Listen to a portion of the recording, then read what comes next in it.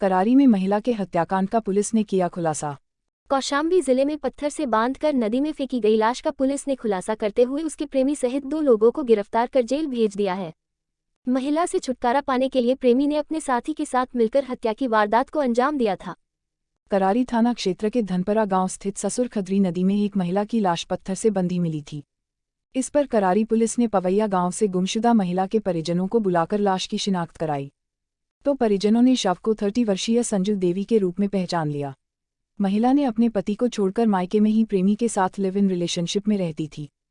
Police ने शक के आधार पर महिला के प्रेमी मुकेश को हिरासत में लेकर कड़ाई से पूछताछ किया तो हत्या का खुलासा हो गया। प्रेमी ने बताया कि महिला बार बार अलग मकान बनाकर रहने की जिद पर अड़ी थी। इसी के चलते रोज घर पर झगड़ा होता था। झगड़े से परेशान होकर प्रेमी ने अपने दोस्त घनश्याम के साथ मिलकर मृतका को रास्ते से हटाने का प्लान बनाया। प्लान के अनुसार दुर्गा विसर्जन वाले दिन महिला को नदी के किनारे लेकर गए और वहां पर संजू देवी के सिर पर पीछे से लाठी मारकर हत्या कर दी। इसके बाद खेत में गाड़े जाने वाले पत्थर से लाश को बांधकर नदी में फेंक दिया, लेकिन शव खराब होने पर नदी में उतारने लगा, जिसके बाद मौके पर पहुंची पुलिस ने पूरे हत्याकांड का खुलासा कर दिया। पुलिस अधीक्षक हेमराज मीना ने प्रेस कॉन्फ्रेंस के बाद दोनों आरोपियों को न्यायालय में प्रस्तुत किया, जहां से दोनों को न्यायिक हिरासत में जेल भेज दिया गया। पंकज केसरवानी की रिपोर्ट। क्या पूरा मामला था और कैसे हत्या की गई थी?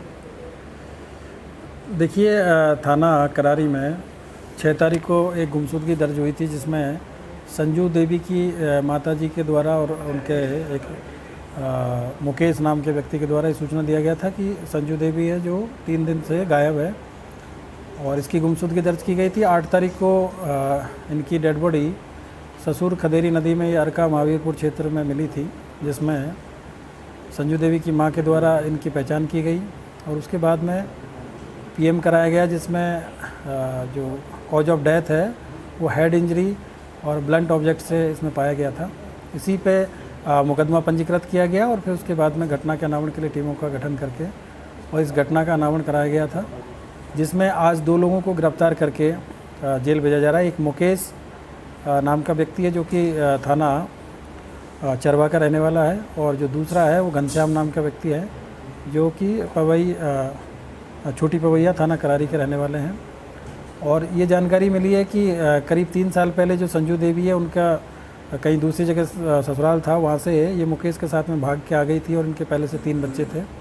अभी ये अपने माँ के घर में ही रह रही थी और वहाँ पे इनके साथ में एक तरीके से पति पत्नी के तौर पे रह रहे थे और आपस में इनका अलग घर बनाने को लेकर झगड़ा होता था। इसी पर इन्होंने प्लानिंग बना के और नवरात्रा का टाइम चुना और नवरात्रा को 3 तारीख को ये उसको घुमाने के बहाने नदी के किनारे ले गए और वहाँ पे डंडे से इनके सिर पे प्रहार किया और अपने दोस्त घनश्याम के साथ में फिर इसको मुंह दबा के उसको मार दिया और उसके बाद में डेड बॉडी को पत्थर से बांध के और पानी में फेंक दिया और उसके बाद में फिर प्लानिंग से 6 तारीख को आके और गुमशुदगी दर्ज करा दिया। और गुमशुदगी में इन्होंने ये बताया था कि करीब 2-3 साल से इनकी मानसिक स्थिति ठीक नहीं है और इनकी प्लानिंग ये थी कि किसी बहाने से महिला के कहीं चले गई है और डेड बॉडी मिलेगी नहीं, तो उसी तरीके से इन्होंने गुमशुदगी दर्ज कराई थी प्लानिंग से।